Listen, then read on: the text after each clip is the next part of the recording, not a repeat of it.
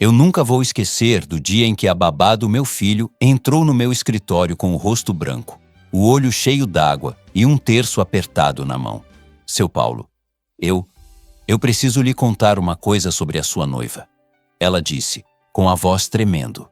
Naquele instante, eu senti um frio nas costas que não sei te explicar. Eu já enfrentei crise em empresa, dívida, hospital, velório, mas nada me preparou para olhar aquela moça simples que cuidava do meu filho como se fosse dela e ouvir que tinha alguma coisa muito errada acontecendo dentro da minha própria casa. E o pior, sem eu saber. Antes de eu continuar, me conta aqui nos comentários de que cidade você está me ouvindo e como você está se sentindo hoje. Eu gosto de imaginar cada história dessas chegando em diferentes lares desse Brasil, porque no fundo, a dor de pai, de mãe, de família é muito parecida em qualquer lugar, né? Naquele dia, eu estava na minha mesa, olhando uns contratos, tentando consertar uma confusão na empresa quando bateram na porta. Entra, eu falei sem tirar os olhos do papel. Quando eu ergui o rosto, vi a Letícia, a babá do meu filho, parada na porta. Uniforme simples, cabelo preso, pé meio inquieto no chão. Mas o que me chamou a atenção mesmo foi o jeito que ela segurava o terço, como se estivesse se agarrando numa corda para não cair. Aconteceu alguma coisa com o Rafael? Foi a primeira coisa que eu perguntei, já com o coração acelerado. Ela engoliu seco. Aconteceu sim, seu Paulo. Não com ele fisicamente. Mas eu tô com medo do que pode acontecer se eu ficar calada. É sobre a dona Viviane. Na hora que ela falou o nome da minha noiva, meu estômago embrulhou. Viviane, para mim, até pouco tempo atrás, era sinônimo de alívio da solidão. A mulher que tinha trazido um pouco de cor de volta para minha vida depois que a minha esposa morreu. Eu respirei fundo, puxei a cadeira. Senta, Letícia, me conta direito. Ela sentou, mas parecia que o corpo dela não encaixava na cadeira. Mexia as mãos, olhava para o chão, para o teto, para os lados. E então começou a falar de uma tarde chuvosa, 2 dias antes, quando eu tinha saído para resolver coisa de documento. Enquanto eu pegava trânsito na Marginal, minha casa, que eu achava que era um lugar seguro para o meu filho, tinha virado o cenário de um pesadelo. Naquele dia, o Rafael estava no quarto, brincando com uns carrinhos. Viviane estava irritada porque um vestido caro não tinha ficado pronto na costureira. Segundo a Letícia, dava para ouvir a respiração pesada dela pelo corredor. Eu só ouvi o primeiro grito, seu Paulo. Letícia disse, apertando o terço. Eu estava passando com roupa de cama no braço. A dona Viviane entrou no quarto batendo a porta, e eu ouvi ela falando alto com o menino. Ela contou que, curiosa e preocupada, deu mais 2 passos no corredor e ficou perto da porta entreaberta. O que ela viu ali, escondida, foi o que tirou a paz dela e trouxe ela até mim. O Rafael estava com o carrinho na mão, parado, com o olho arregalado. A dona Viviane estava em pé, na frente dele, com a mão no braço dele, apertando. Eu vi o dedo dela marcando a pele do menino. E ela dizia assim, você é um peso, sabia? Tudo na minha vida tinha que ser perfeito, mas aí vem você, esse problema, para atrapalhar tudo. Quando Letícia repetiu essas palavras, minha garganta fechou. Eu não conseguia imaginar alguém falando isso para o meu filho. Tem certeza que foi isso mesmo que você ouviu, Letícia? Eu perguntei tentando ser racional, mas por dentro eu já estava em pedaços. Ela assentiu, com os olhos cheios de lágrimas. Seu Paulo, eu não teria coragem de vir aqui inventar uma coisa dessas. Eu tenho medo de perder meu emprego, o senhor sabe. Mas eu tenho mais medo de olhar para o meu filho, lá em casa, e pensar que eu deixei outra criança sofrer calada. Ela continuou. Disse que Viviane começou a falar de casamento, de futuro, de viagens. E no meio disso jogava na cara do Rafael que, quando os dois se casassem, ele ia para bem longe. Ela falou para o menino que ia mandar ele para um colégio interno em outra cidade para não estragar a vida dela. E ele chorava, seu Paulo. Chorava e dizia, eu prometo que eu fico quietinho, tia Vivi, eu prometo. Eu fechei os olhos nessa hora. A imagem do Rafael, meu pequeno, chorando e pedindo para ficar quietinho, para não incomodar, rasgou alguma coisa dentro de mim.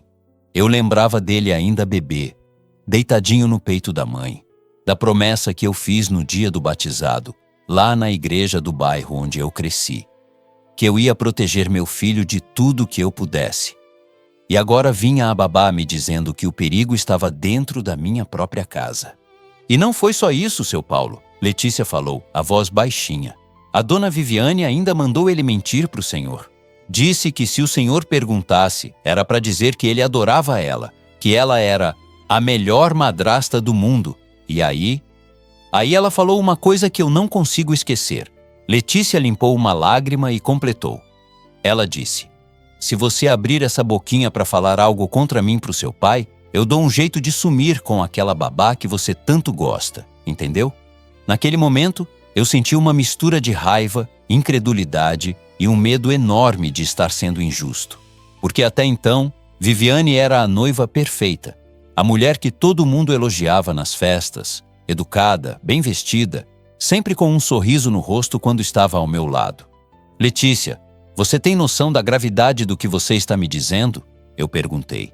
Ela balançou a cabeça positivamente, engolindo o choro. Tenho sim, senhor. Por isso que eu rezei a noite inteira antes de vir aqui. Eu sei que o senhor pode achar que eu estou querendo atrapalhar o casamento. Mas eu só peço que o senhor olhe para o seu filho com atenção. Ele está com medo dentro da própria casa. O silêncio que ficou na sala depois disso foi pesado. Eu olhei para a mesa, para o quadro na parede, para o porta-retrato da minha esposa que ainda ficava ali, perto do computador. E no fundo, eu sabia. Eu precisava fazer alguma coisa. Mas como agir, sem acusar injustamente? Como enxergar o que eu não tinha visto até então? Naquela tarde, naquela sala, ouvindo aquela babá simples me contar o que tinha visto escondida atrás de uma porta, eu não fazia ideia de que a minha vida estava prestes a virar de cabeça para baixo. Nem imaginava que, ao tentar proteger meu coração da solidão, eu quase tinha colocado um perigo enorme ao lado do meu próprio filho. E você, no meu lugar, acreditaria na babá logo de cara ou acharia que era exagero dela? Quando a Letícia saiu do meu escritório naquela tarde, deixando aquele monte de palavras pesadas no ar, eu fechei a porta, encostei as costas na madeira e fiquei alguns minutos sem conseguir me mexer. Eu olhava para o nada e pensava: como foi que eu cheguei até aqui? Como foi que a minha casa virou um lugar de medo para o meu próprio filho e eu não vi? Para você entender o tamanho do meu choque, eu preciso voltar um pouco. Preciso te contar quem eu sou, de onde eu vim e por que a solidão me deixou tão vulnerável a ponto de quase colocar um perigo dentro de casa, achando que estava construindo uma família. Eu não nasci rico, muito pelo contrário. Eu sou filho de motorista de ônibus com costureira. Cresci na Vila Prudente, em São Paulo, num daqueles sobrados apertados, com roupa no varal atravessando o quintal inteiro e cheiro de alho fritando na panela logo cedo. Minha mãe, Dona Elza, vivia com a fita métrica pendurada no pescoço, ajeitando bainha de calça de vizinho, consertando o vestido de festa, sempre com o rádio ligado na cozinha. Meu pai, seu Arlindo, deixava a marmita pronta na noite anterior e saía de madrugada para pegar o ônibus na garagem. Dinheiro, lá em casa, nunca sobrou. Mas também nunca faltou o básico, porque eles se viravam. O luxo que a gente tinha era comer macarronada no domingo e assistir televisão todo mundo junto na sala, às vezes discutindo futebol, às vezes novela. E todo domingo, sem faltar, minha mãe ajeitava o meu cabelo com água, passava um pano úmido no sapato e me levava para a missa na igreja do bairro. Eu cresci ouvindo o padre falar de responsabilidade, de família, de promessas feitas diante de Deus. Eu comecei a trabalhar cedo. Com 14 anos, já era ajudante num mercadinho, empacotando compra, carregando caixa, ouvindo bronca de freguês e aprendendo a lidar com gente. Depois virei office boy, rodando de ônibus a cidade inteira com o envelope debaixo do braço, tomando chuva em ponto de ônibus, sonhando com o dia em que eu ia ter o meu próprio carro. Eu olhava para os prédios espelhados da Marginal e pensava: um dia eu vou trabalhar aí dentro, não só passar em frente. O tempo passou. Eu fui crescendo na empresa de logística, onde entrei como ninguém. Fui promovido a assistente, depois a supervisor, virei gerente. Nessa época, eu conheci a Carolina. Ela trabalhava no financeiro, tinha um sorriso doce e um olhar calmo que parecia botar ordem nas minhas inquietações. A gente começou tomando café junto no intervalo, trocando confidência de boleto atrasado e de família complicada. E quando eu vi, já estava apaixonado. A gente casou na igreja que a minha mãe sempre sonhou me ver no altar. Lembro como se fosse hoje. Minha mãe segurando o terço com os olhos marejados, meu pai ajeitando o terno barato, orgulhoso. Na frente do padre, eu e Carolina prometemos nos amar, na alegria e na tristeza, na saúde e na doença, todos os dias da nossa vida. Eu levei aquilo a sério, de verdade. Com o tempo, eu criei coragem e, com a ajuda de um sócio, abri a minha própria empresa de transporte. Foi luta, noite sem dormir, caminhão quebrado na estrada, cliente dando calote, mas também teve vitória. Fatura subindo, funcionário sendo contratado, minha mãe podendo, pela primeira vez, comprar uma geladeira nova à vista. A gente saiu da Vila Prudente para um apartamento melhor. Depois de tanto trabalho, veio a casa no condomínio. Aquele tipo de lugar que, quando eu era menino, eu olhava pelo portão e achava que nunca ia ser para mim. Aí veio o Rafael, nosso filho. Foi o dia mais feliz da minha vida. Quando eu peguei aquele menino no colo, ainda na maternidade, eu olhei para ele e pensei, agora eu tenho motivo para levantar da cama mesmo nos dias mais difíceis. Lembro do batizado dele, da pia de água benta, da vela acesa, do padre falando de responsabilidade de pai. Eu prometi em silêncio, ali mesmo, que eu ia proteger aquele menino de tudo. Só que a vida nem sempre respeita as promessas que a gente faz. Um dia, a Carolina saiu de carro para resolver coisas simples, uma consulta médica e não voltou. Liguei, mandei mensagem, nada. Até que atendeu um estranho, um policial, falando de forma seca, como quem já falou aquilo muitas vezes. O senhor é o marido da dona Carolina? Ela sofreu um acidente. Eu não gosto nem de lembrar dos detalhes, mas a verdade é que, a partir daí, metade de mim ficou naquele asfalto com ela. Os próximos meses foram um borrão de velório, documento, quarto vazio e o berço do Rafael olhando para mim como se perguntasse: e agora? Eu me afastei de tudo, da igreja, das festas em família, até da mesa do jantar.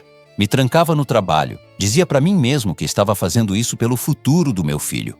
Quanto mais eu fugia da dor, mais eu me enterrava em reunião, planilha, contrato. E sem perceber, o Rafael ia crescendo com um pai presente na conta bancária, mas meio ausente na vida. Eu dava brinquedo caro, dava viagem, mas não dava colo do jeito que ele precisava. Um dia, minha mãe, que às vezes vinha ficar com a gente, falou na lata: Paulo, você tá virando um hóspede dentro da sua própria casa.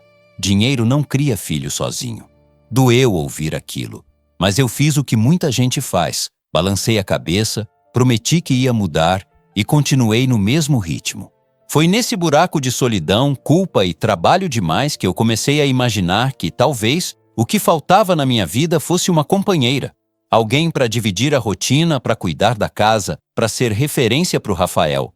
Eu não queria só uma esposa. Eu queria que o meu filho tivesse de novo uma figura feminina por perto. Alguém que, na minha cabeça, pudesse substituir um pouco o vazio que a morte da Carolina tinha deixado. Hoje, olhando para trás, eu vejo o quanto isso me deixou frágil. Eu não procurava só amor, eu procurava anestesia. E quem procura anestesia corre o risco de não enxergar direito quem está deixando entrar. Algum tempo depois, em um evento beneficente de empresários, num salão chique dos Jardins, eu veria pela primeira vez a Viviane. Um vestido elegante, um sorriso seguro, aquelas palavras bonitas sobre admirar quem venceu na vida. Naquele momento, eu não fazia a menor ideia de que anos depois, o nome dela seria pronunciado com medo pela babá do meu filho, dentro do meu próprio escritório. Se essa história já está mexendo com você, fica comigo, porque o que vem depois muda ainda mais o rumo da minha vida. E me diz uma coisa, você acha que o medo da solidão pode deixar a gente cego a ponto de não enxergar quem está realmente ao nosso lado? Eu conheci a Viviane numa daquelas noites em que a gente até está rodeado de gente, mas por dentro se sente absolutamente sozinho. Era um evento beneficente de empresários, numa casa de festas nos Jardins, em São Paulo. Salão iluminado, música ambiente, gente rindo alto, taça de espumante na mão, aquela conversa repetida de como anda o mercado. Eu estava ali de terno bem cortado, relógio caro no pulso, mas por dentro, parecia que eu estava usando tudo aquilo como armadura para não encarar o buraco que a morte da Carolina tinha deixado. Eu não fui porque queria, fui porque o meu sócio insistiu. Paulo, você precisa aparecer. Ficar só enfiado em planilha não resolve tudo. Vai te fazer bem. Eu aceitei mais para não ouvir bronca do que por vontade.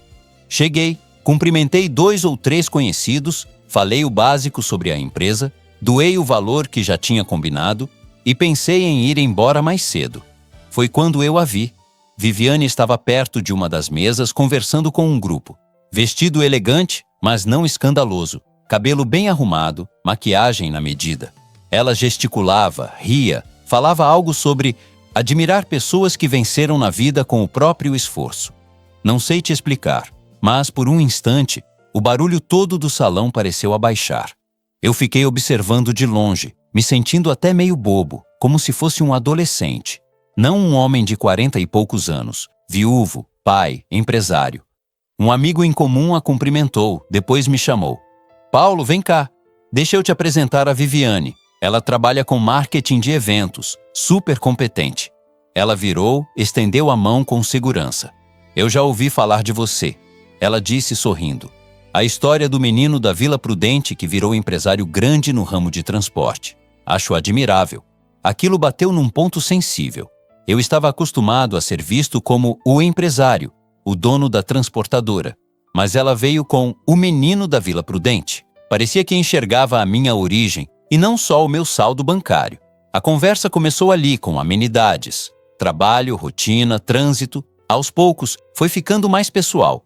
E você, é casado? Ela perguntou em determinado momento. Eu respirei fundo. Até então, responder essa pergunta sempre era um soco no estômago. Fui. Minha esposa faleceu há 3 anos. Ela fez um silêncio respeitoso, baixou um pouco o olhar, depois pousou a mão de leve no meu braço. Me desculpa, eu não sabia. Eu dei de ombros meio sem saber o que falar. Acontece. A vida é assim. Ela completou. Às vezes a vida tira pessoas da gente de um jeito cruel, mas nem por isso a gente deixa de merecer recomeços. Aquela frase grudou em mim. Merecer recomeços. Eu me agarrei nisso como quem se agarra a uma boia em mar agitado. Depois daquela noite, as coisas foram acontecendo aos poucos, do jeito que costuma acontecer na vida real. Nada de paixão avassaladora de novela, mas um interesse que foi crescendo de conversa em conversa. Um café depois de uma reunião, uma mensagem perguntando se eu já tinha chegado bem em casa, um convite para um jantar num restaurante que ela dizia adorar. Viviane parecia saber se mover muito bem naquele mundo. Sabia qual vinho pedir, conhecia os melhores lugares, falava de viagens, de restaurantes badalados, de filmes estrangeiros. Ao mesmo tempo, dizia que admirava gente que veio de baixo.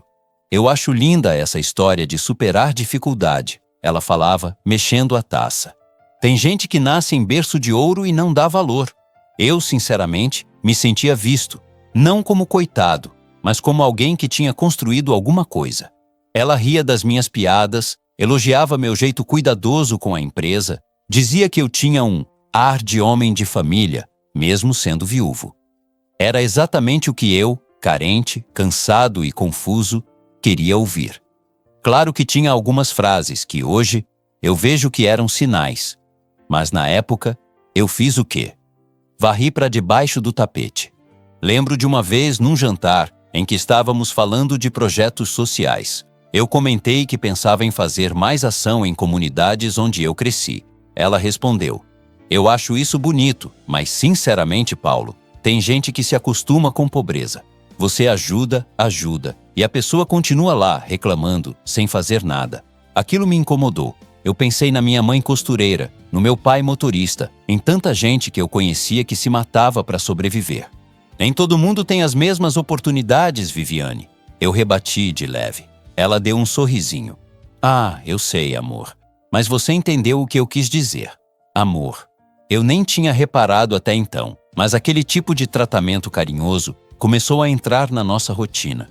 E com ele veio uma sensação de que finalmente eu estava saindo da condição de viúvo solitário para alguém que podia sim ter uma companheira de novo.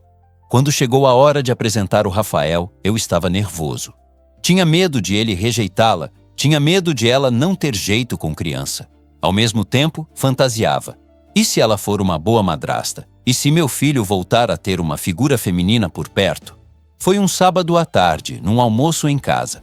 Minha mãe tinha vindo, a Viviane chegou arrumada com uma sobremesa na mão dizendo: eu quis trazer um pavê para não chegar de mãos abanando. Minha mãe olhou de cima a baixo num misto de avaliação e curiosidade. Mãe sente as coisas, mas geralmente fala depois.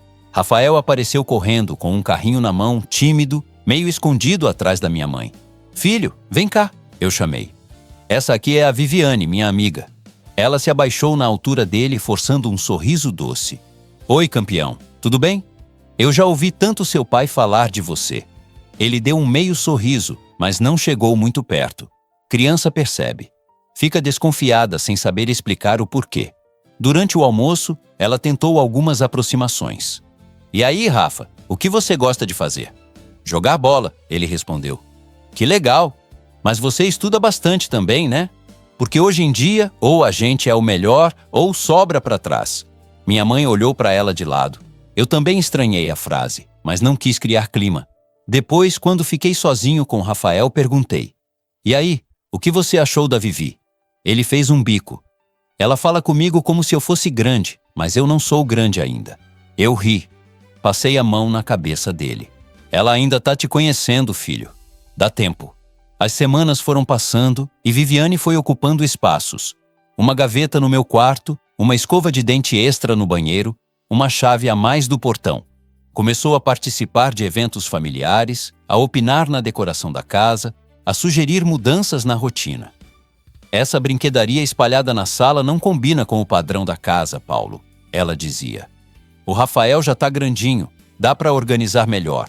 Às vezes eu pegava ela revirando os olhos quando minha mãe contava histórias da Vila Prudente ou de como fazia milagre com o salário do meu pai.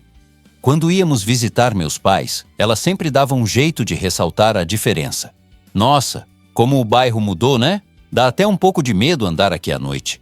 Eu sentia um certo desprezo escondido, mas, de novo, fazia o quê? Me dizia que era frescura da minha cabeça, que eu estava sendo sensível demais por causa do luto. Numa noite, já mais adiante, ela soltou uma frase que hoje ecoa diferente na minha memória.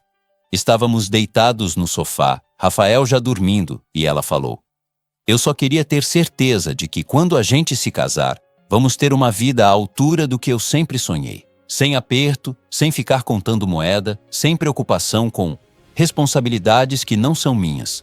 Eu franzi a testa. Como assim? Ela deu um sorrisinho. Filho é responsabilidade do pai, né? Eu posso ajudar, mas não quero que isso engula a nossa vida de casal. Você me entende? Na hora, eu me senti culpado por não estar oferecendo ainda mais conforto, mesmo já tendo uma vida que muita gente consideraria de luxo. Ao invés de questionar, eu me fiz de cego. Afinal, eu pensava, ninguém é perfeito e eu também tenho meus defeitos. Eu não sabia, mas aquele incômodo que começava a nascer ali seria o mesmo que me faria mais tarde planejar o tal teste financeiro que mudou o rumo de tudo. E junto com esse teste, veio a necessidade de ter alguém de absoluta confiança ao lado do meu filho, dentro de casa. Foi aí que, sem eu imaginar, o nome da Letícia começou a se aproximar da nossa história. E você, me diz, quando vê os primeiros sinais estranhos numa relação, você presta atenção ou faz como eu fiz e empurra para debaixo do tapete com medo de ficar sozinho? Quando eu percebi que a rotina estava fugindo do meu controle, que o Rafael andava mais quieto e que eu vivia entrando e saindo de casa sem saber direito o que acontecia ali dentro, minha mãe foi a primeira a jogar a verdade na mesa. Paulo, esse menino precisa de alguém que esteja com ele de verdade. Ela falou um dia, enquanto mexia no molho da macarronada na minha cozinha. Eu já não tenho mais idade para correr atrás de criança. Você tem como pagar uma pessoa boa, honesta, para cuidar dele. Eu fiz aquela cara de quem já sabia daquilo, mas enrolava.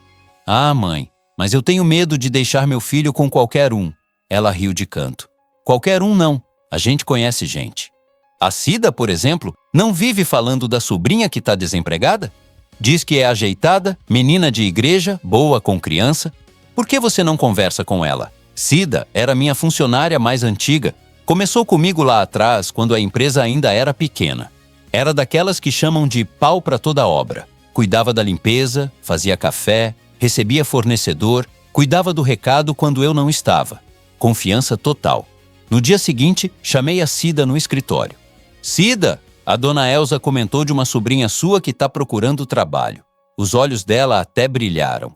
A Letícia, seu Paulo. Menina boa, estudada, mas a vida não tem sido fácil. Gosta de criança, ajuda lá na catequese, vive com terço na mão. Se o senhor quiser, eu peço para ela vir aqui conversar. Eu dei de ombros, mas por dentro senti um alívio estranho, como se uma parte de mim estivesse pedindo socorro. Pede sim. Traz ela aqui um dia desses. 2 dias depois, Letícia apareceu. Chegou pela portaria de serviço, como manda o protocolo do condomínio, com uma bolsinha simples, calça jeans escura e uma blusa discreta. O cabelo preso num rabo de cavalo, sem frescura. Eu lembro do jeito como ela olhou em volta, meio espantada com o tamanho da casa, mas sem aquela cara de quem está passeando em museu. Bom dia, seu Paulo, ela disse com a voz firme, mas respeitosa. A tia Cida falou para eu vir aqui, conversar sobre o trabalho. Entra, Letícia, vamos sentar na cozinha. Eu sempre preferi conversar com gente simples em lugar simples. Mesa de cozinha tem outra energia, não sei te explicar. Sentamos ali, eu, ela e a Cida, com cheiro de café fresco no ar. Me conta de você, eu pedi. Ela respirou fundo e começou. Contou que morava com a mãe, Dona Marta, e um irmão mais novo na Zona Leste, que o pai tinha ido embora cedo, que a mãe sustentou a casa vendendo bolo no pote e fazendo faxina. Que ela tinha terminado o ensino médio, feito alguns bicos de atendente, mas que o que ela realmente gostava era de lidar com criança. Eu ajudo na catequese lá na paróquia, seu Paulo, ela falou. Gosto de ensinar desenho, musiquinha, essas coisas. Criança merece ser tratada com paciência, né? Elas sentem tudo. Eu observei o jeito dela falar. Não era puxa-saco, não era coitadinha. Era pé no chão. E você toparia trabalhar como babá do meu filho? Perguntei. Não é fácil, viu? Ele ainda sente muita falta da mãe. Às vezes acorda chorando. Os olhos dela suavizaram. Eu não quero tomar o lugar de ninguém, seu Paulo. Mas se eu puder ser um abraço a mais para ele, eu vou ser. Naquele momento, não sei explicar, eu senti uma paz. Parecia que, de algum jeito, o que minha mãe e a Cida tinham falado fazia sentido. Às vezes, Deus coloca pessoas na nossa frente do nada, usando a boca dos outros. Fechamos ali mesmo, salário acertado, horário combinado, carteira assinada. Cida sorria como se tivesse colocado um pedaço da própria família num lugar melhor. No primeiro dia de trabalho, Letícia chegou cedo, antes mesmo do Rafael acordar. Preparou a própria roupa com cuidado, amarrou o cabelo, lavou as mãos umas 3 vezes de nervoso. Eu fui até o quarto do meu filho. Rafa, acorda, campeão, hoje tem novidade. Ele levantou descabelado, ainda com aquela carinha de sono. É a Vivi? Ele perguntou meio desconfiado. Não, é a Letícia, a moça que vai te ajudar com a tarefa, brincar com você, ficar com você quando o papai estiver trabalhando. Descemos para a sala. Letícia estava esperando, meio sem saber onde pôr as mãos. Quando ele entrou, ela se abaixou na altura dele, como alguém que entende que criança não gosta de ser olhada só de cima. Oi, Rafael, eu sou a Letícia. A partir de hoje, se você quiser, a gente vai ser parceiro. Eu te ajudo com a lição, você me ensina os jogos que você gosta. Combinado?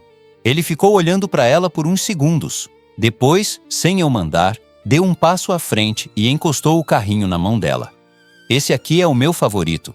Se você não quebrar ele, a gente é amigo. Ela riu, com aquele riso sincero que não força simpatia. Fechado. Viviane, naquele dia, fez questão de aparecer só depois que tudo já estava acontecendo. Desceu a escada com aquele salto que batia no piso como se marcasse território. Olhou a cena da cozinha. Letícia ajudando Rafael a passar manteiga no pão. Bom dia, ela disse sem muito entusiasmo. Então essa é a nova babá? É a Letícia, eu respondi. Sobrinha da Cida. Letícia se levantou rápido. Prazer, dona Viviane. Viviane passou os olhos por ela de cima a baixo. Não foi um olhar de curiosidade, foi de avaliação. Prazer, respondeu, seca. Vamos ver se você dá conta do recado, né? Criança rica é diferente. Aquele criança rica é diferente já me acendeu uma luzinha vermelha. Mas, de novo, eu me calei. Os dias foram passando e Letícia foi se encaixando na rotina da casa como se sempre tivesse estado ali. Acordava o Rafael com calma, conversava na hora do café, sentava com ele na mesa para fazer lição, limitava o uso de tablet sem precisar gritar. À noite, às vezes eu chegava cansado e encontrava os dois na sala, ele deitado no colo dela, ouvindo uma história. Hoje a gente estava lembrando da mãe dele. Letícia me contou, num desses dias. Eu mostrei umas fotos do álbum que a sua mãe deixou separado. Ele chorou um pouquinho, mas depois ficou mais calmo. Eu engoli seco. E você, ficou bem? Ela deu um sorrisinho triste. Não tem como não se emocionar, né? Mas criança precisa falar da dor, senão engole, e isso vira outra coisa depois.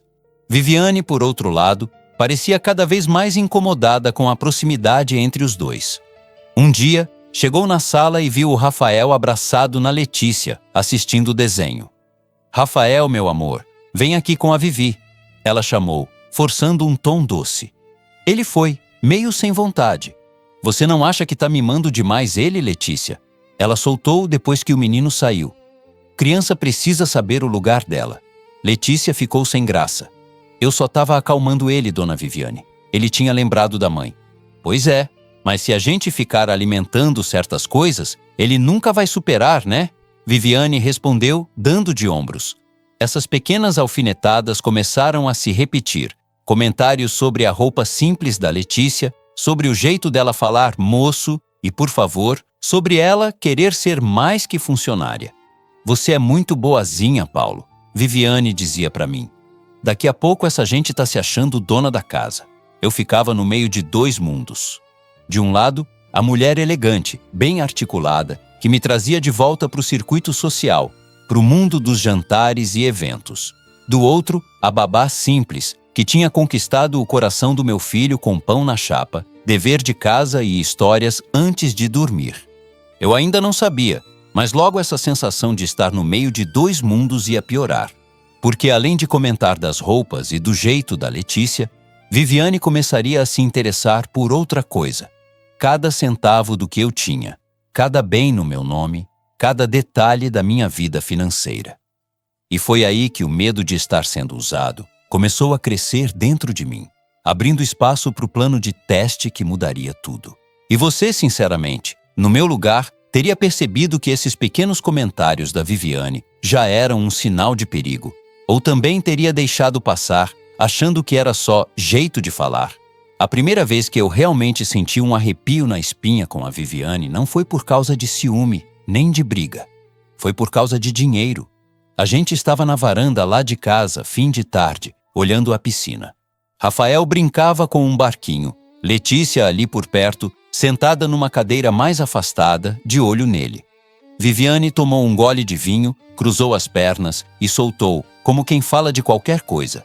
Paulo, você já pensou em fazer um testamento? Eu estranhei o tom direto. Testamento? Assim, do nada? Ela riu. Ué, amor, você não vive dizendo que já construiu muita coisa, que o Rafael tem o futuro garantido? É normal pensar nessas coisas. Até porque, se acontecer alguma coisa com você, eu vou estar ao lado dele, né? Claro que vai, respondi meio automático. Mas isso a gente vê com calma, na hora certa. Ela insistiu. Tá bom, mas pelo menos me explica. Os imóveis estão todos no seu nome? A empresa também? Você tem seguro de vida? Foram muitas perguntas em pouco tempo. Eu tentei responder sem dar tanta importância, mas aquilo ficou na minha cabeça. Não era só curiosidade boba. Era um mapa do que eu tinha. Nos dias seguintes, o assunto voltou de outras formas. Um dia no carro. Amor, se um dia a empresa tiver problema, você tem reserva? Outro, na cama. Você já pensou em vender aquele galpão velho da Vila Prudente? Dá para fazer um bom dinheiro ali. E mais para frente? Sinceramente, Paulo, você tinha que pensar numa vida mais tranquila, vender algumas coisas, deixar rendendo. Você não confia em mim para cuidar disso com você? Eu até poderia achar normal uma parceira se preocupar com o futuro. Mas o jeito como ela falava, sempre puxando para o lado dela, sempre se colocando como peça central da equação, começou a me deixar inquieto. A gota d'água foi num almoço de domingo. Estávamos na casa dos meus pais, aquele sobrado simples, cheiro de frango assado e farofa, TV ligada no futebol, cadeira de plástico na garagem. Minha mãe, toda feliz, mostrou para Viviane umas fotos antigas minhas, de chinelo, uniforme de office boy. Viviane olhou, deu uma risadinha. Nossa, Paulo, você era bem humilde, né? Ainda bem que hoje é outra realidade. Minha mãe, que não engole seco, respondeu na hora. E foi essa realidade humilde que fez ele ser o homem que é hoje. Dinheiro muda a casa, mas não devia mudar o respeito, né, minha filha? O clima pesou. No caminho de volta, no carro, Viviane soltou. Olha, eu respeito muito sua mãe, mas eu não tenho vocação para viver cercada de gente que acha que pobreza é motivo de orgulho. Eu lutei para estar num outro patamar. Eu fiquei quieto, olhando a rua pela janela. Por dentro, alguma coisa começou a gritar. Cuidado! Uns dias depois, fui a um churrasco na casa do Marcelo, meu amigo de infância, que virou advogado de família. Ele me conheceu quando eu andava de chinelo furado e jogava bola na rua. A gente se reencontrou depois de anos, quando eu já tinha empresa, casa, outra vida. Lá pelas tantas, depois de falar de futebol, impostos e política, eu abri o jogo. Marcelo, me diz uma coisa. Tu que mexe com separação, partilha, essas coisas, tem muito caso de cara que perde tudo por causa de casamento errado? Ele deu uma risada curta. Rapaz, se eu te contar você não dorme, tem de tudo. Mulher que casa por interesse, homem que abandona a família, gente que esconde bem, gente que finge falência. Acontece em todos os níveis. Eu respirei fundo. Tô noivo, cê sabe, a Viviane. Sei. Já vi vocês nas fotos. Bonita, hein? Ele comentou meio em tom de brincadeira. Bonita sim, mas anda me perguntando muito de patrimônio, testamento, essas coisas. E às vezes fala do meu filho de um jeito que me incomoda. Ele ficou sério. Paulo, vou te falar como advogado e como amigo. Protege o Rafael e protege o que você construiu. Não é questão de não confiar em ninguém, é questão de ser responsável. Se o casamento é por amor mesmo, ela vai entender qualquer cuidado que você queira tomar. E como é que eu faço isso sem parecer paranoico? Primeiro, regime de separação de bens bem feito, sem jeitinho. Segundo, não sai passando imóvel para o nome dos outros. Terceiro, presta atenção nas reações quando as coisas não estiverem tão favoráveis. É na hora do aperto que a máscara cai. É na hora do aperto que a máscara cai. Essa frase ficou ecoando na minha cabeça a semana inteira. Eu voltei para casa remoendo aquilo. Entrei na garagem, olhei para os 2 carros importados, para a casa grande, para as plantas bem cuidadas na entrada. Pensei no menino da Vila Prudente que eu fui. Pensei no homem com medo de ficar sozinho que eu era agora. Nessa noite quase sem dormir, uma ideia foi tomando forma. E se eu simulasse um aperto? Não uma tragédia, não um caos, mas uma situação em que eu precisasse apertar o cinto. Queria ver se Viviane ia ser parceira ou se ia pular fora. No dia seguinte tomei coragem. Ela estava na sala, mexendo no celular, vendo fotos de resorts. Amor, eu comecei sentando ao lado. Preciso te contar uma coisa chata da empresa. Ela ergueu os olhos na hora. O que aconteceu? A gente perdeu um contrato grande, aquele com a rede de supermercados. Vai dar uma bagunçada no caixa. Eu vou ter que reorganizar tudo, cortar alguns gastos, adiar uns planos. Ela franziu a testa. Como assim, bagunçada? Você sempre falou que a empresa estava sólida. Está, mas negócio é negócio. Às vezes a gente precisa recuar para não quebrar lá na frente. Fiz uma pausa dramática. Inclusive, acho que a gente vai ter que adiar a lua de mel para aquele resort no Nordeste e talvez vender um dos carros. O silêncio que veio depois falou mais do que muita coisa. Ela colocou o celular de lado, respirou fundo, ajeitou o cabelo. Paulo, vou ser sincera. Eu não sou mulher de viver em incerteza. Eu cresci lutando para sair de aperto, não para voltar para ele. Claro que eu te apoio, mas a gente precisa saber se essa situação é provisória ou se é um sinal de que tudo pode desandar. Você tá comigo pelo quê, Viviane? Eu perguntei num impulso. Pela vida que a gente tem hoje ou por quem eu sou? Se eu tiver que apertar o cinto. Ela deu um sorriso sem humor. Ah, Paulo, ninguém vive de amor e lembrança. Eu te amo, mas também amo estabilidade. Você também não me procurou quando tinha só vale-transporte no bolso, né? Aquela resposta bateu como tapa na cara. Era verdade que eu a conheci já num outro momento de vida, mas ouvir isso assim jogado doeu.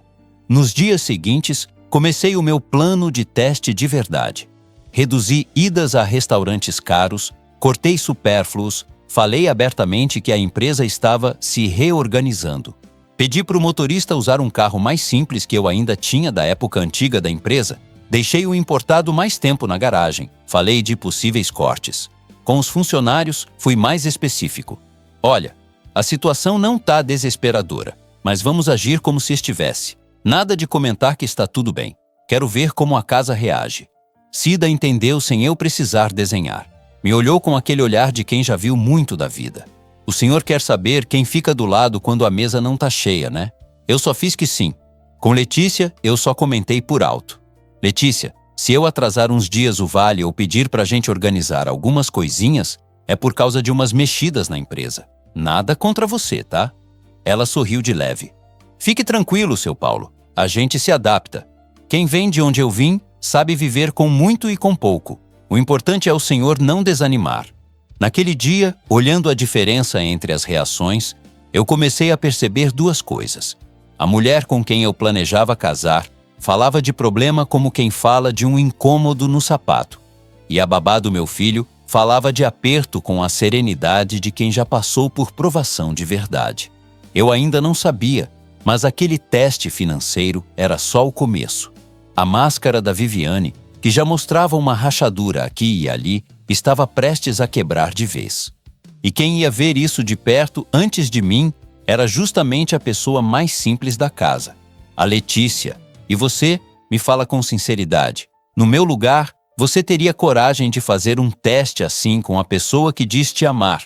Ou preferia continuar acreditando nas aparências, com medo do que poderia descobrir? Depois que eu anunciei aquela crise na empresa, a casa nunca mais teve o mesmo clima. Não era um desastre, não tinha caminhão quebrado, nem oficial de justiça no portão. Mas eu comecei a falar de contenção de gastos, de segurar um pouco, de viver mais enxuto por um tempo, e isso foi suficiente para mostrar muita coisa que eu não via.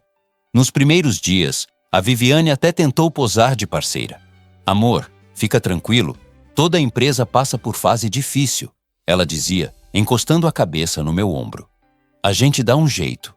Mas, apesar das palavras, o olhar dela vivia passeando pela casa, pelos móveis, pros carros na garagem, como se estivesse fazendo um inventário mental. A primeira prova veio numa sexta-feira à noite. Antes, era sagrado. Toda sexta, restaurante bom, vinho caro, foto bonita para rede social. Naquela semana, eu sugeri algo diferente. Que tal a gente ficar em casa hoje? Pedir uma pizza, ver um filme com o Rafa? Ela estranhou. Em casa? De novo? Já que a situação tá mais apertada, não custa a gente economizar um pouco, né? Ela respirou fundo, forçou um sorriso. Tá bom. Uma vez ou outra tudo bem. Só que eu via na expressão dela que aquilo estava entalando. Na cozinha, mais tarde, enquanto eu abria a caixa de pizza, Letícia lavava a louça do almoço e ouvira de canto a conversa. Tá tudo bem mesmo com a empresa, seu Paulo? Ela perguntou, baixinho. Eu mantive o personagem. Tá? Não tá uma maravilha, mas a gente aguenta.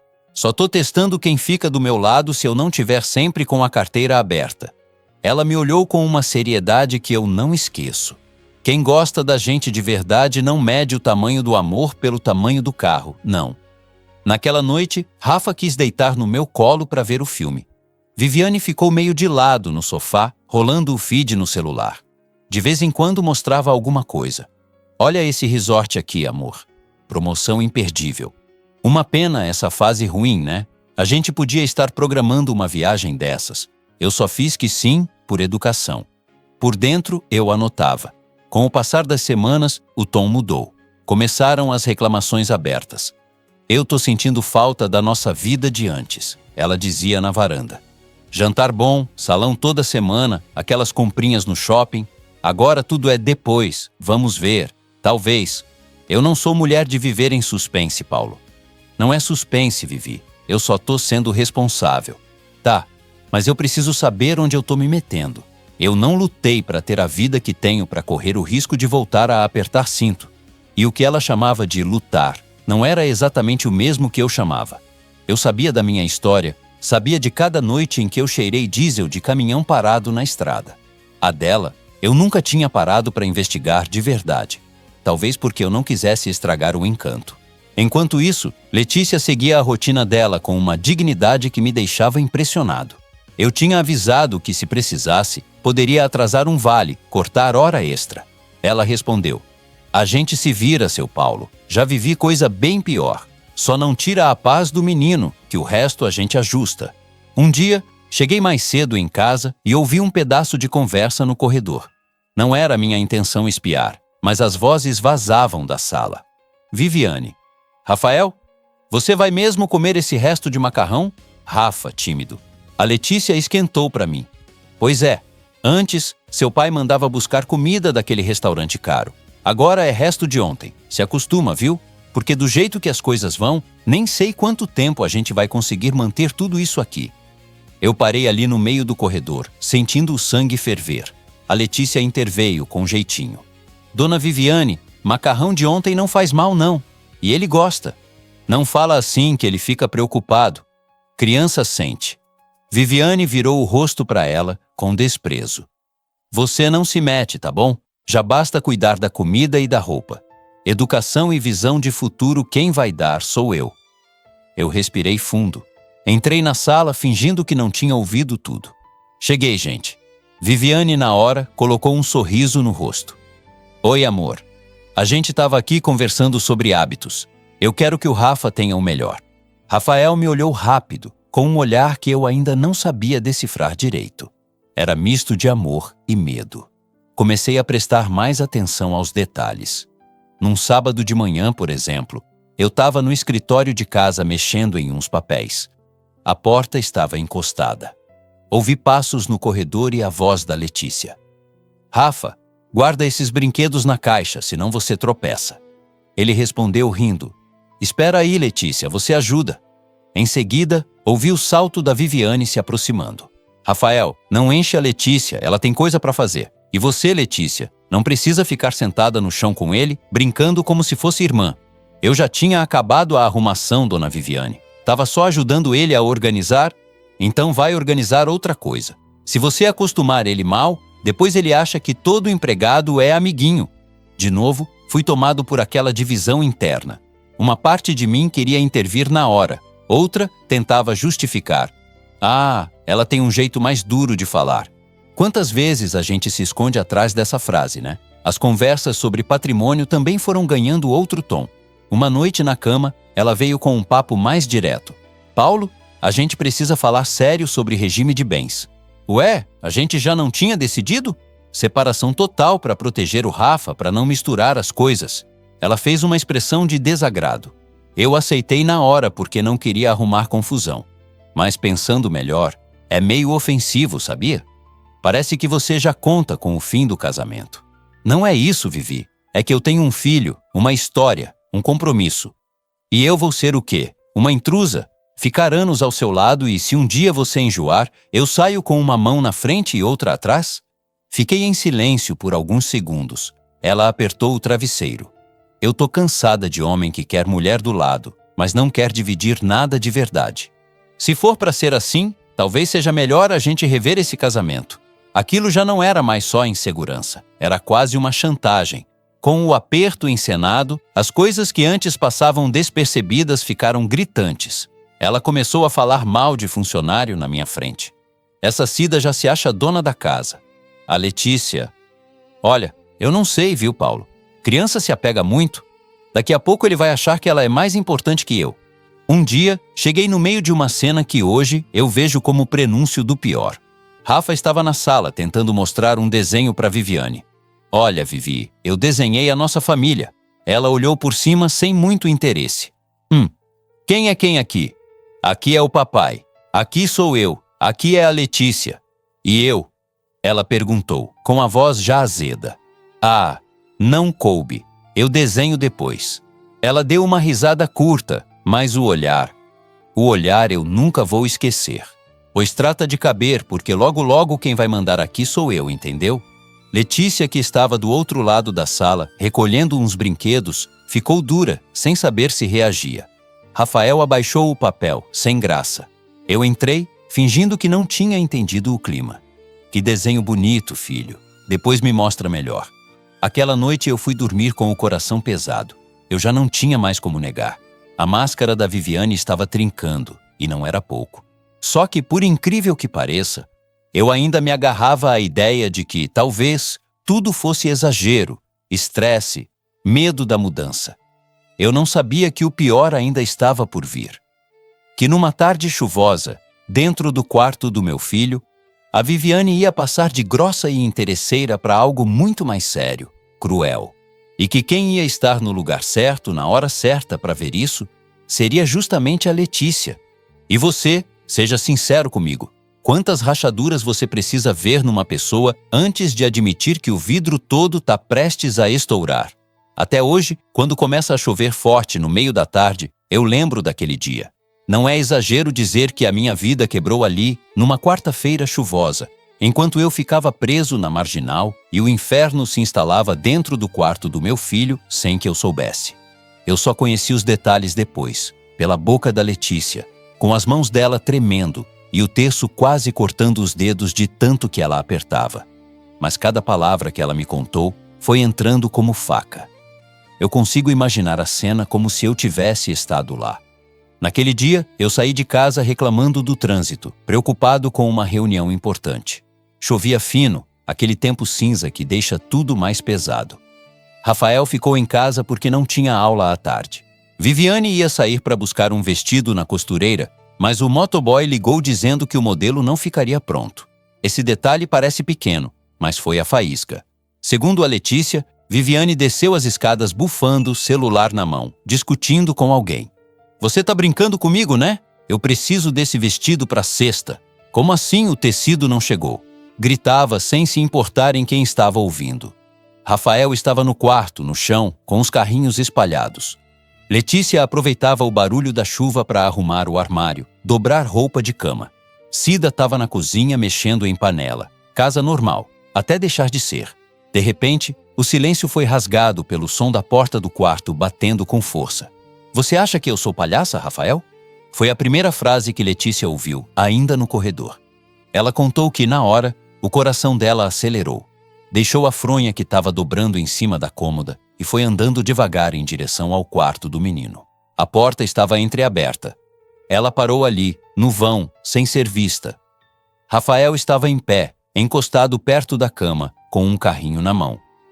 Viviane, na frente dele, segurava o braço do menino com tanta força que a marca dos dedos ficava nítida na pele clara dele. Olha para mim quando eu tô falando. Ela dizia com os olhos arregalados.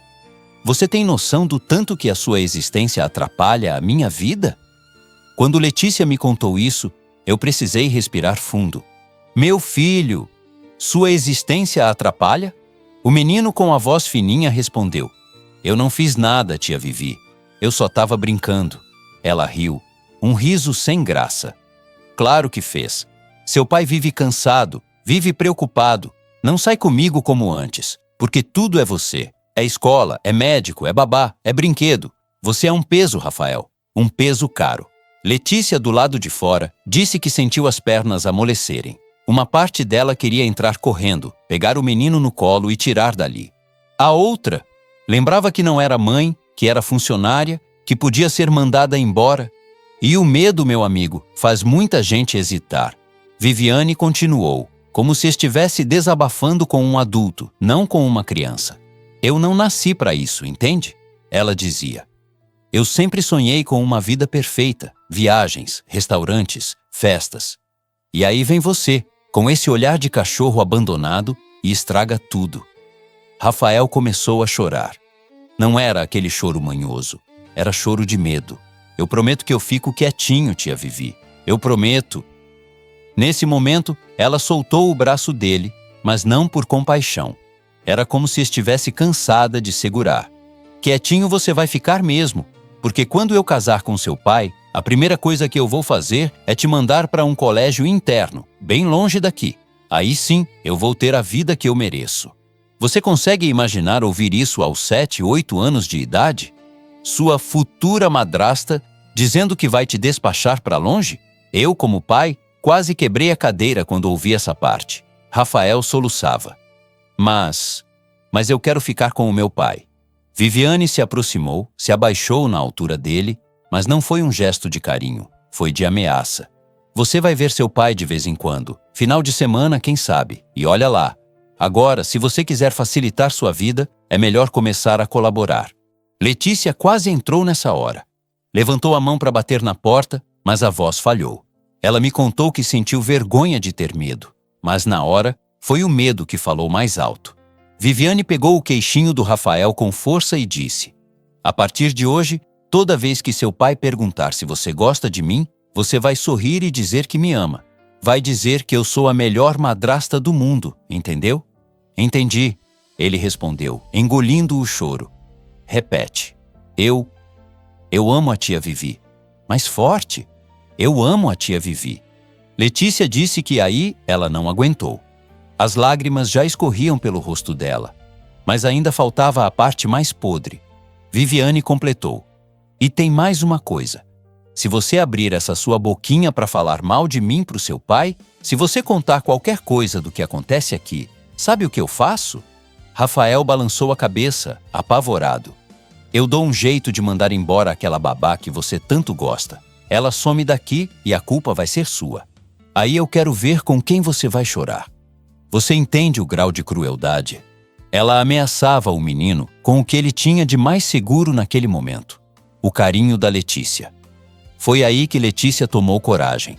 Limpou depressa as lágrimas, respirou fundo e empurrou a porta, fingindo naturalidade. Com licença, ela falou, tentando manter a voz firme.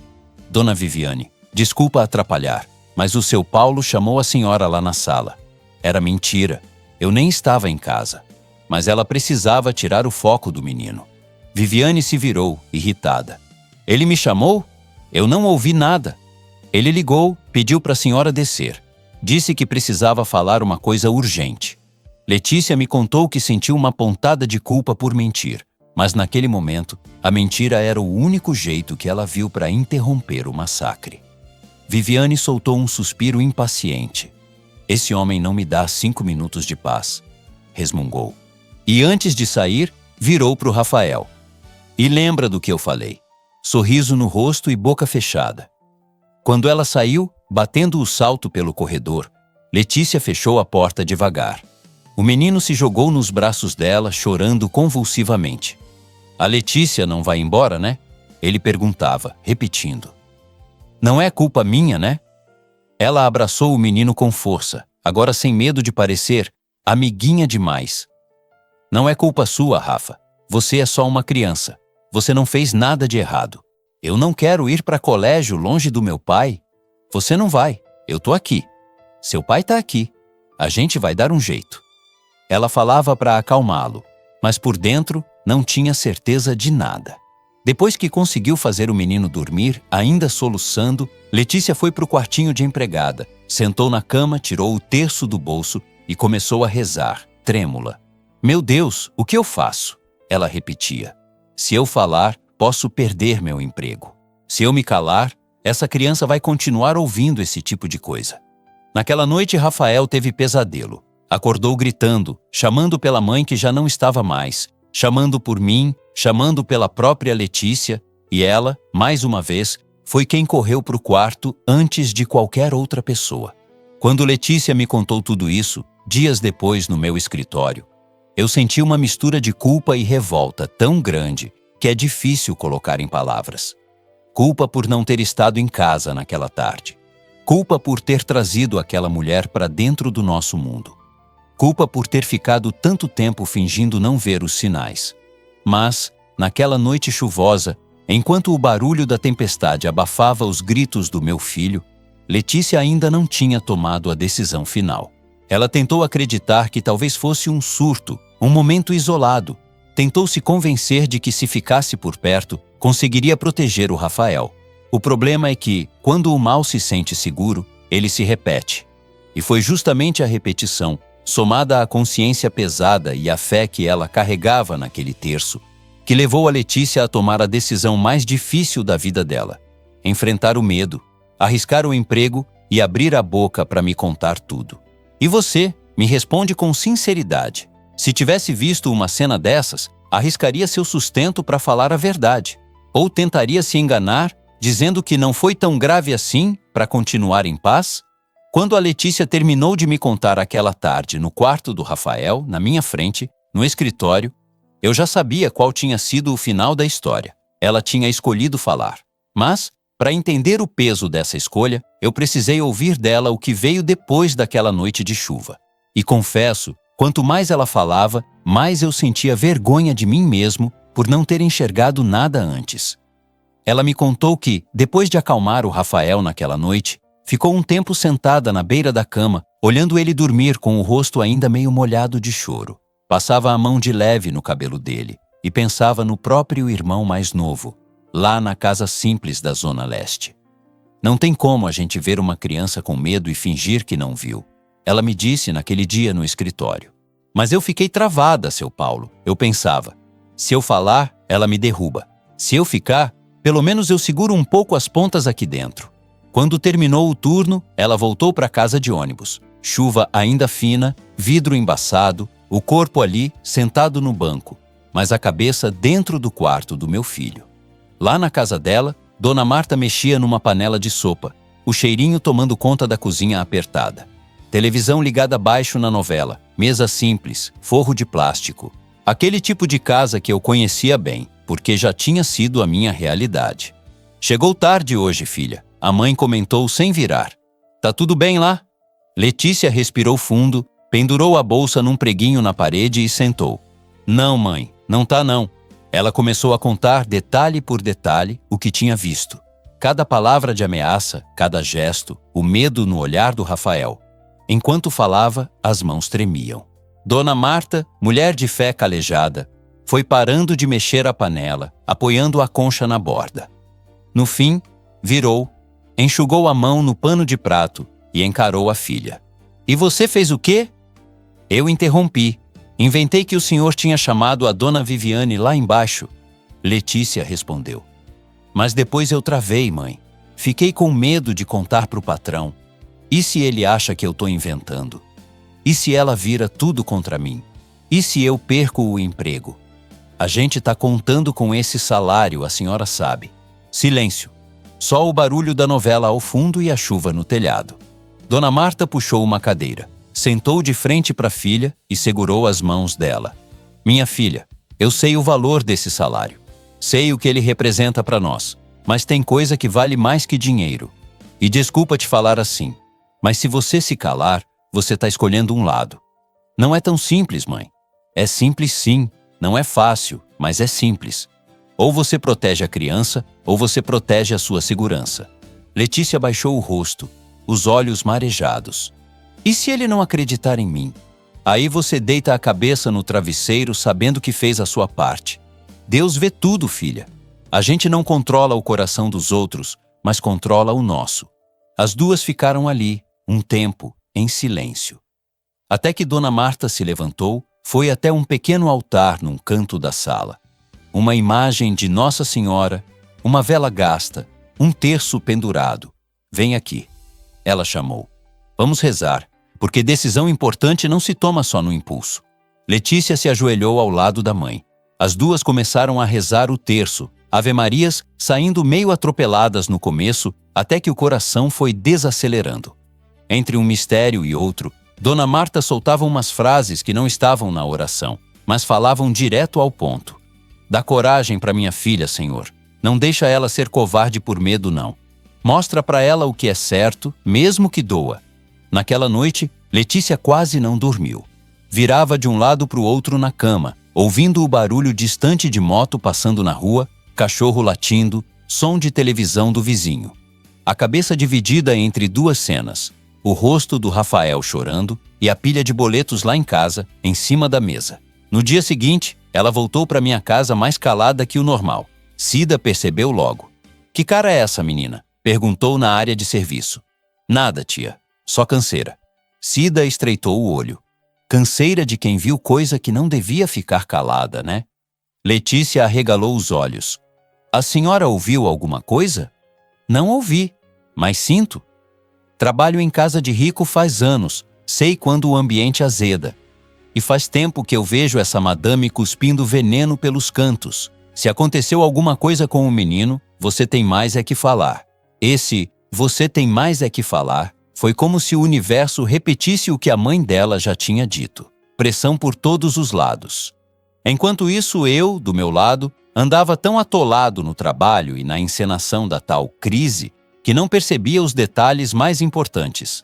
Só reparei que o Rafael estava mais agarrado na Letícia. Se eu chegava e ia abraçar o menino, ele quase sempre puxava a mão dela para ficar por perto também. No almoço, percebi outra coisa.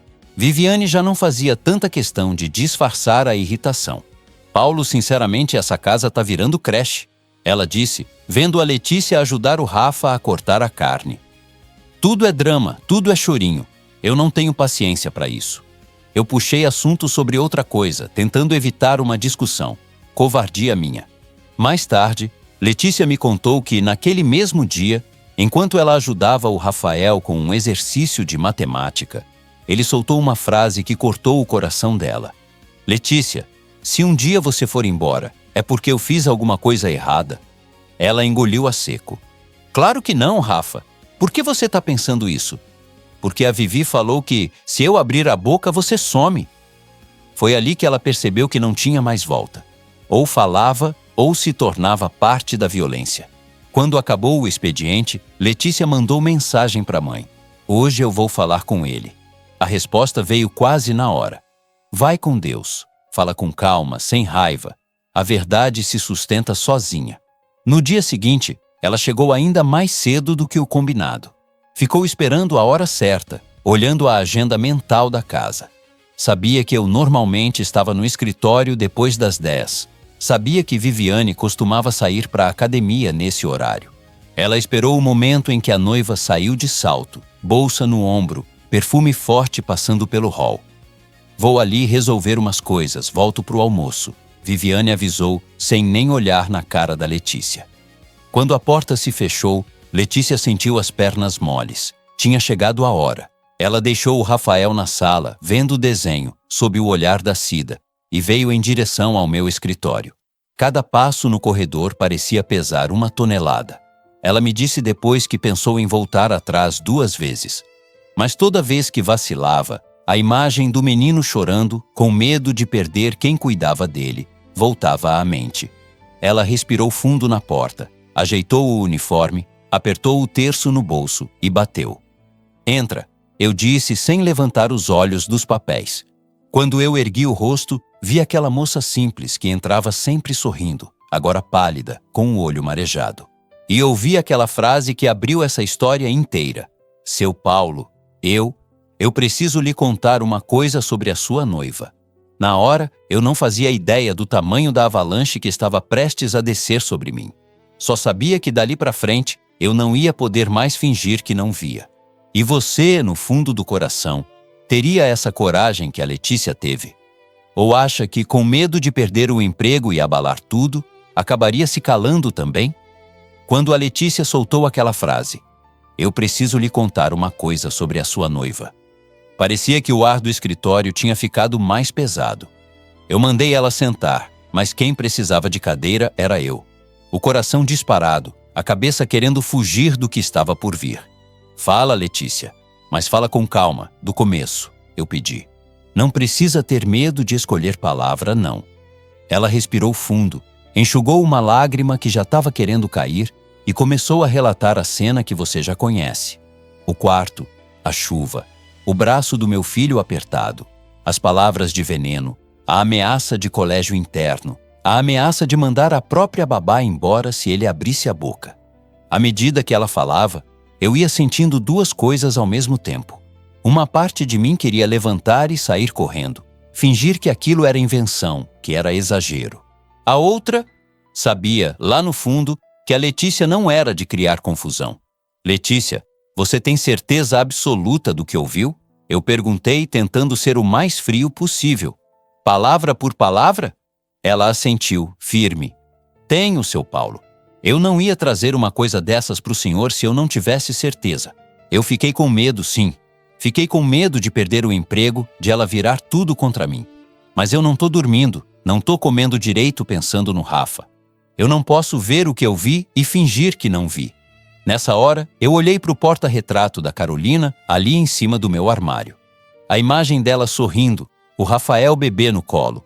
E a voz dela, da minha memória, parecia me perguntar: você vai proteger nosso filho ou vai fingir que não tá ouvindo? Eu engoli em seco. Tá bom, eu te agradeço por estar me falando isso. Mas eu não posso simplesmente chegar lá, acusar a Viviane e pronto. Eu vou ter que ter certeza. Eu entendo, seu Paulo. Só não demora muito, por favor. O Rafa tá com medo dentro da própria casa. Quando a Letícia saiu, eu fiquei sozinho, sentado, olhando pro nada, a cabeça fervendo. Eu queria que fosse mentira, queria poder dizer que a babá tinha exagerado, que era implicância. Mas se fosse, por que aquela menina simples ia se arriscar desse jeito? Peguei o celular e liguei pro Marcelo, o advogado. Marcelo, preciso de você aqui em casa hoje à noite, assunto de família. Aconteceu alguma coisa com o Rafa? Ele perguntou na hora. Ainda não. E é justamente por isso que eu tô te chamando, para não acontecer. Desliguei, respirei fundo e chamei a Cida na sala. Cida, fecha a porta, por favor. Ela entrou desconfiada, enxugando a mão no avental. Que foi, seu Paulo? Me fala a verdade. Como é que a dona Viviane trata o pessoal da casa quando eu não tô aqui? E o Rafa? Eu quero ouvir da sua boca. Ela ficou em silêncio por alguns segundos. Era visível que ela vinha engolindo coisa fazia tempo. Olha, seu Paulo, eu sempre respeitei quem o senhor traz para dentro de casa. Nunca quis ser leva e traz. Mas já faz um tempo que eu vejo coisa que eu não gosto. Fala atravessada, desprezo, cara feia, principalmente com a Letícia e com o menino. Nada muito escancarado, porque ela é esperta, mas boa alma aquilo ali não é não. E por que nunca me falou nada? Ela abaixou o olhar. Porque quem escolheu foi o Senhor. E quem viveu de favor a vida inteira, aprende a engolir sapo para não perder emprego. Aquilo bateu em mim como mais uma camada de culpa. Eu não era só um pai distraído. Eu era o patrão inacessível, que botava gente dentro de casa e nem percebia o clima que criava. Fui para o sistema de câmeras. Naquele tipo de casa, você sabe, tem câmera em corredor, na entrada, na garagem. No quarto do meu filho não tinha, e eu não colocaria mesmo. Mas eu consegui ver, em algumas gravações de dias anteriores, o jeito como a Viviane passava pelo corredor sem nem olhar para a cara da Letícia quando ela estava sentada brincando com o Rafa. Consegui ver uma cena em que ela puxa o menino pelo braço, saindo da sala, com cara fechada. Não tinha áudio, mas a imagem já dizia muito. Mais tarde, no mesmo dia, eu chamei o Rafael para conversar. Foi um dos momentos mais difíceis da minha vida. Filho, vem aqui um pouquinho com o papai. Vamos conversar no meu quarto. Ele veio devagar, segurando um carrinho na mão, como sempre. Sentou na beirada da cama, balançando o pé. Eu não podia chegar e perguntar: sua madrasta te ameaça? Criança trava, então fui com cuidado. A Letícia falou para mim que esses dias você ficou meio triste. Aconteceu alguma coisa? Ele abaixou o olhar. Nada, não. Rafa, olha pro papai. Eu segurei o queixinho dele, com carinho, diferente do que eu tinha ouvido que ela fizera. Aqui você pode falar qualquer coisa. Nada do que você disser vai fazer eu gostar menos de você. Tá com medo de quê? Os olhos dele encheram d'água. De você mandar a Letícia embora por minha causa. Naquela hora, eu soube. Eu não precisava de mais prova nenhuma. A frase que a Viviane tinha usado saiu igualzinha da boca do meu filho. Quem falou isso pra você, filho? Perguntei, a voz falhando. Ele demorou alguns segundos, como se estivesse brigando com a própria cabeça. A Vivi disse que, se eu falasse coisa que acontece aqui, você ia mandar a Letícia embora. E que eu ia para um colégio. Longe. Ela falou isso olhando nos seus olhos? Ele assentiu, chorando. Eu abracei meu filho, forte. Um abraço que talvez eu estivesse devendo há tempo. Olha para mim, Rafael. Ele levantou o rosto, molhado. O papai nunca vai te mandar para lugar nenhum porque alguém mandou. E a Letícia não vai embora por sua culpa. Você não é peso, você não é problema. Você é meu filho. E é meu dever cuidar de você. Ele chorou mais um pouco, grudado no meu peito. Eu também, sem vergonha nenhuma de admitir. Quando ele dormiu exausto, eu desci para a sala. O Marcelo já estava lá, sentado, com uma pasta na mão. Contei tudo. O que a Letícia tinha visto, o que o Rafa acabara de me dizer, o comportamento da Viviane diante da tal crise financeira. Ele ouviu em silêncio. No final disse: Paulo, como seu amigo, eu vou falar. Você já tem motivo mais do que suficiente para terminar esse relacionamento hoje. Como advogado, eu digo: documenta o que puder. Não dá para gravar conversa dentro de quarto de criança, mas você pode, por exemplo, chamar a Viviane para uma conversa franca, na minha presença, e ver como ela reage. E, independente disso, corre para proteger seu filho e seu patrimônio. Eu decidi que era hora de parar de me esconder atrás do medo da solidão. Naquela noite mesmo, esperei a Viviane voltar. Ela entrou pela porta da frente, com sacolas na mão, salto alto fazendo eco no piso. Amor, comprei umas coisinhas em promoção. Você não vai acreditar. Começou a falar, animada. Eu não respondi com sorriso, como de costume. Estava sentado no sofá da sala, ao lado do Marcelo. Viviane, a gente precisa conversar. Ela parou no meio da sala, olhou para o Marcelo, deu aquele sorriso social. Boa noite. Não sabia que tinha visita. Boa noite, ele respondeu formal. Só estou aqui como amigo, por enquanto. Ela me olhou de volta, desconfiada. Que cara é essa, Paulo? Aconteceu alguma coisa? Aconteceu sim, eu disse, tentando manter a voz firme. Eu falei hoje com a Letícia e falei com o Rafael. O sorriso dela morreu na mesma hora. O que eles andam falando de mim não é falando de você, é o que você tem feito com eles. Eu sei o que você disse para o meu filho no quarto dele. Sei da ameaça de colégio interno. Sei que você usou a Letícia como chantagem para calar a boca de uma criança. Ela ficou alguns segundos me encarando, como se processasse a informação.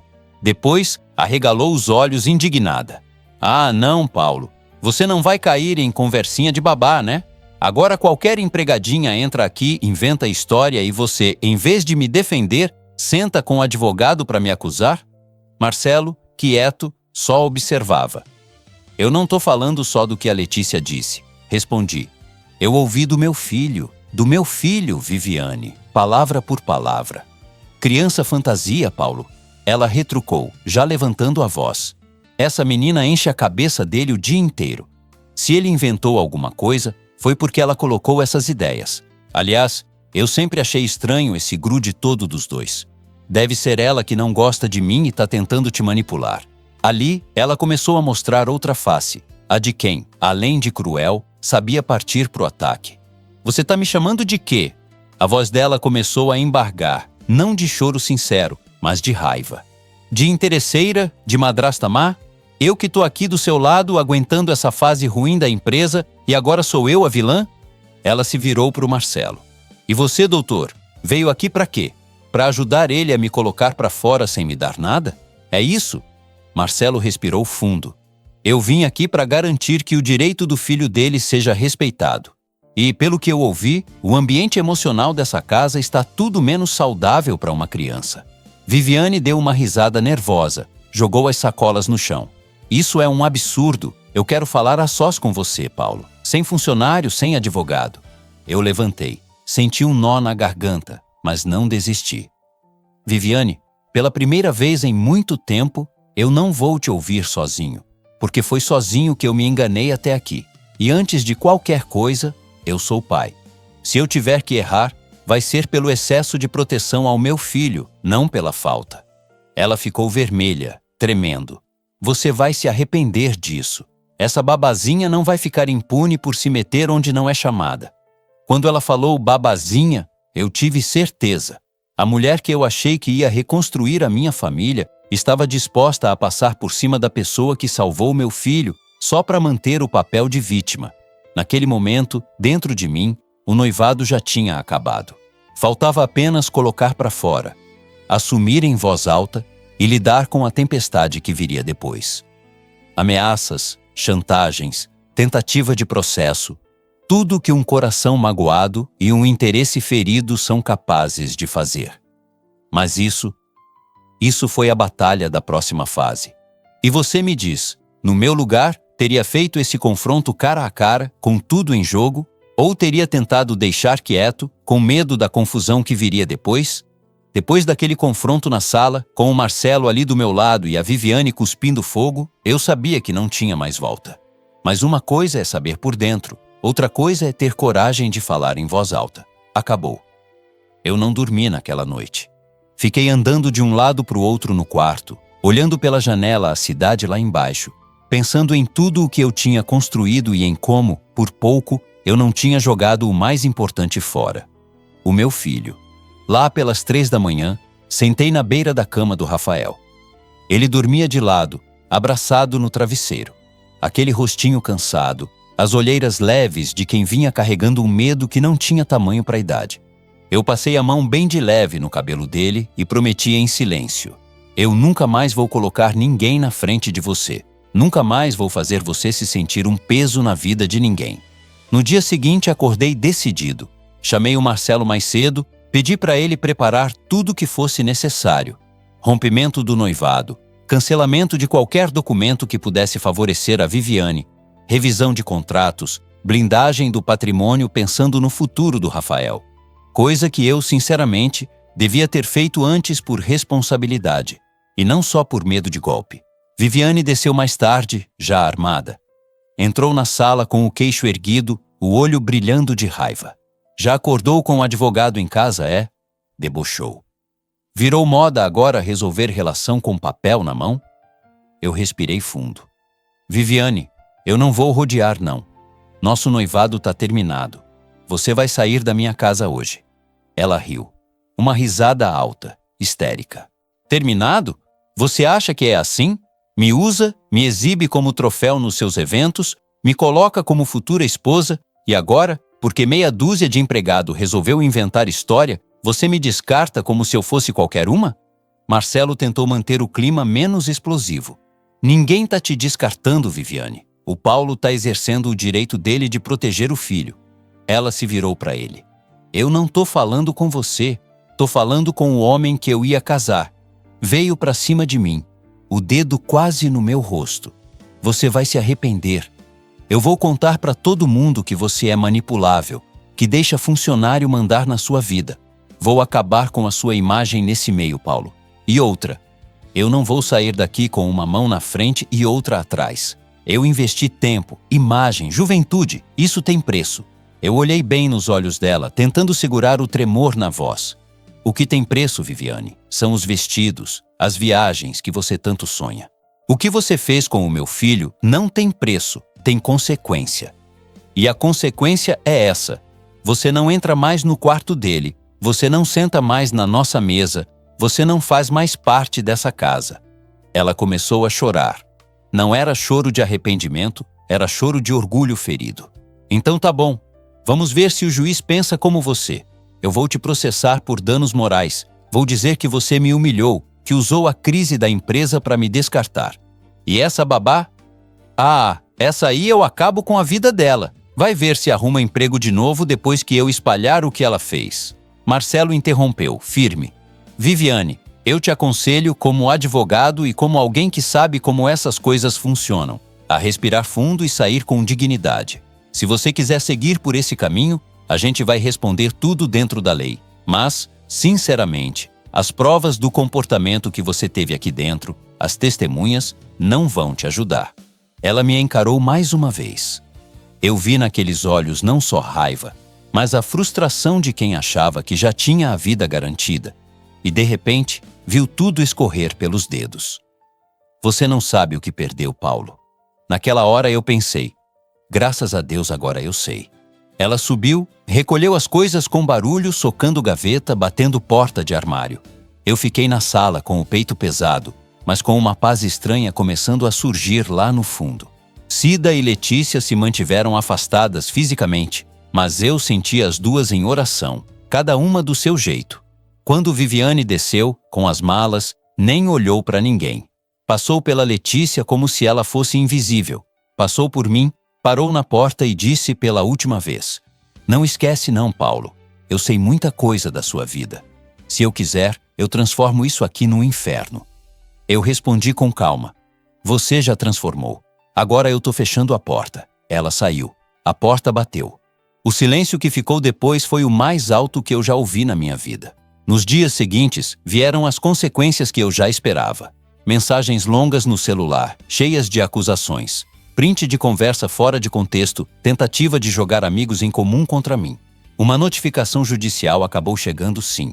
Ela entrou com processo por abandono afetivo, danos morais, humilhação pública. Marcelo me orientou em cada passo. Fica calmo, responde dentro da lei. Não entra em provocação. Quem grita demais, geralmente está com a razão de menos. Enquanto ele cuidava da parte jurídica, eu precisei cuidar do mais importante: a cabeça e o coração do meu filho. Coloquei o Rafael numa terapia infantil indicada por uma amiga. Fui junto na primeira sessão. A psicóloga, muito serena, me explicou que criança não esquece ameaças, assim só porque a gente manda esquecer. Ele precisa elaborar o medo, ressignificar. Mas o principal é sentir na prática que está seguro. Comecei a mudar minha rotina. Reduzi o tempo dentro da empresa, passei a almoçar em casa mais vezes. Voltei a fazer coisas simples com o Rafael: jogar bola na garagem, andar de bicicleta no condomínio, assistir desenho junto no sofá.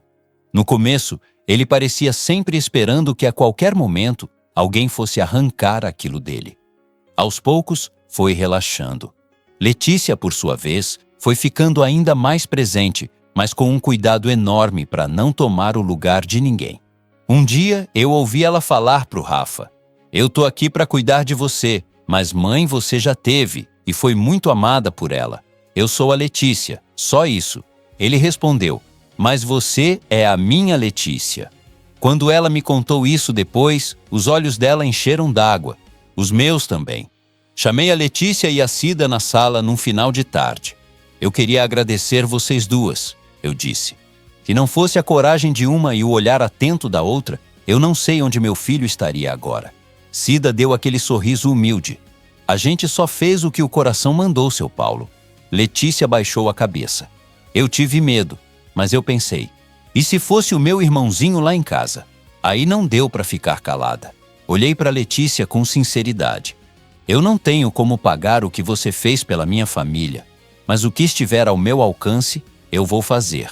E, acima de tudo, você nunca mais vai se sentir ameaçada aqui dentro. Essa casa também é seu lugar." Comecei a organizar a vida de um jeito diferente. Revisei o ambiente da casa, mudei algumas regras, estabeleci limite claro, respeito aos funcionários, rotina mais tranquila, menos ostentação, mais verdade. Minha mãe veio passar mais tempo com a gente. Um domingo, fomos todos à missa juntos. Eu, Rafael, minha mãe e, a pedido dela, a própria Letícia. Na hora da comunhão, eu não consegui segurar. Me ajoelhei e, na volta para o banco, com o coração apertado, pensei: obrigado, meu Deus, por ter aberto meus olhos antes que fosse tarde demais. O processo que a Viviane moveu contra mim foi andando devagar, como essas coisas são. O tempo foi provando o que era verdade. Testemunho de funcionário, laudo psicológico do Rafael, tudo foi compondo um quadro que mostrava quem estava protegendo uma criança e quem estava defendendo apenas o próprio orgulho ferido. Mas a maior vitória não foi no fórum. Foi dentro da minha casa. O clima foi mudando, o riso do Rafael foi voltando aos poucos. O corredor deixou de ser lugar de medo. O quarto voltou a ser abrigo. E eu comecei a enxergar a Letícia com outros olhos. Não de impulso, não de carência, mas de profunda admiração. Ela não tinha só salvado meu filho, tinha salvado a mim também, de um tipo de cegueira que o medo da solidão coloca na gente. E você, olhando para tudo isso, acha que a vida foi justa no final? Ou ainda falta alguma coisa para esse coração aqui encontrar a verdadeira paz? Muita coisa aconteceu depois daquele dia em que a Viviane saiu pela porta da minha casa, batendo salto e ameaçando transformar minha vida num inferno. E eu vou te dizer uma coisa, olhando nos seus olhos, mesmo sem te ver. O verdadeiro inferno não era o processo, nem a fofoca, nem os amigos que se afastaram. O verdadeiro inferno era olhar para o meu filho e saber que eu quase tinha falhado com ele. O processo veio, sim.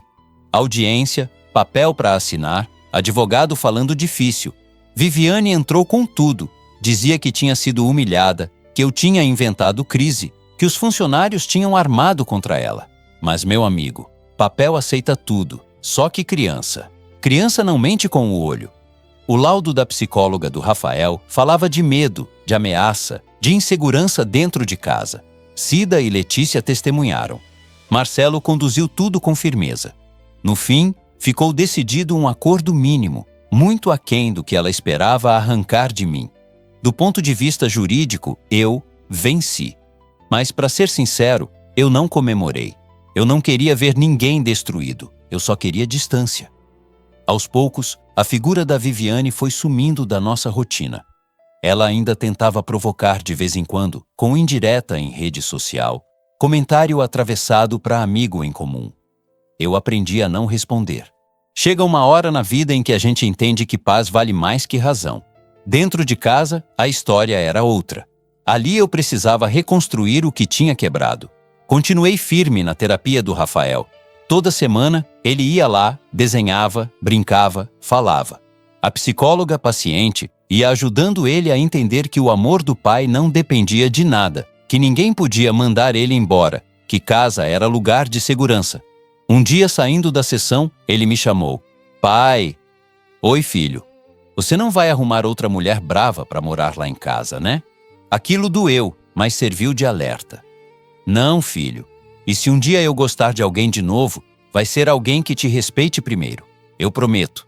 Teve também o meu processo de cura. Eu precisei encarar a culpa de frente. Voltei, devagar, para a igreja. No começo, eu confesso, fiquei lá no fundo, quase escondido. Me sentia meio hipócrita. Como é que eu volto para Deus depois de tanta coisa? Mas um domingo, levei o Rafael pela mão, minha mãe do outro lado, e a Letícia sentada num banco atrás, discreta. Na hora de acender as velas, o Rafa puxou minha camisa. Pai, vamos acender uma para a mamãe? Vamos, filho. A gente ficou ali, os dois em silêncio, olhando a chama tremendo. Eu pensei na Carolina, na promessa que eu fiz lá atrás, no batizado do nosso menino. E naquele momento, em pensamento, eu pedi perdão. Eu errei. Eu quase coloquei o nosso filho na mão de alguém que não merecia. Mas obrigada por não ter deixado eu ir até o fim. Obrigada por ter colocado a Letícia no nosso caminho. A Letícia. A relação com ela foi mudando devagar, como tem que ser quando a gente quer construir coisa séria. No começo, eu só sentia gratidão. Gratidão por ela ter salvado meu filho, por ter arriscado o emprego, por ter dito a verdade mesmo com medo. Eu comecei a tratá-la de um jeito diferente. Não no sentido de dar mais privilégio, mas de colocá-la onde ela sempre mereceu estar, como parte da família. Nos almoços de domingo, eu fazia questão de chamar. Senta aqui na mesa com a gente, Letícia. Não precisa comer depois, não. Ela resistia. Imagina, seu Paulo. Minha mãe cortava. Menina, senta. Gente que cuida do meu neto come na mesma mesa que eu. O tempo foi passando. O Rafa foi crescendo. De vez em quando, escapavam umas frases que mostravam como ele via a Letícia. Num aniversário dele, acho que foi o de 10 anos, ele fez um desenho de família na escola. Chegou em casa todo feliz. Pai, olha aqui. A professora mandou desenhar quem é importante para mim. Tinha eu, o Rafa, minha mãe e a Letícia, de avental, com um sorriso. E a mamãe? Eu perguntei, com cuidado. A mamãe tá aqui, ó. Ele apontou para o céu desenhado no canto. Ela cuida da gente lá de cima. A Letícia cuida daqui de baixo.